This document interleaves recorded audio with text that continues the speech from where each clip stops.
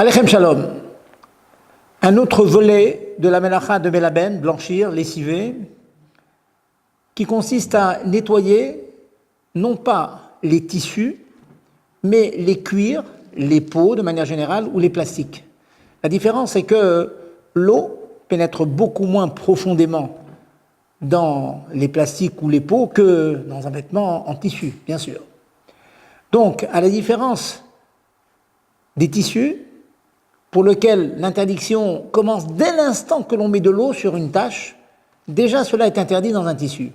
Par contre, si vous avez une nappe en plastique, ou bien un vêtement en cuir et qu'il y aurait une tache, du vin coagulé, du sang coagulé dessus, eh bien, il sera permis de mettre de l'eau dessus et doucement d'enlever la tache. Par contre, il sera interdit de frotter la tache. Frotter un plastique, une nappe en plastique est interdit. Par contre, mettre de l'eau par-dessus et ensuite enlever délicatement la tache, cela est permis.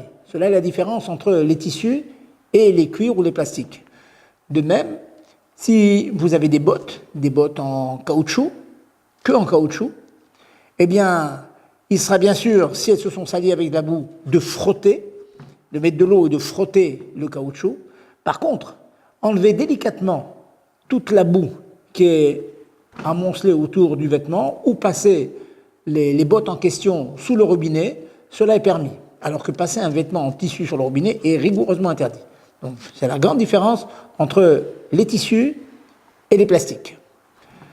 Faisons bien attention que lorsque on a pu être éclaboussé, que notre vêtement est plein de boue, la boue a séché sur le vêtement.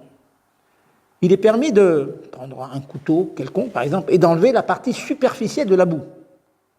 Tant que l'on ne frotte pas la tache, on n'enlève que la partie superficielle, cela est permis.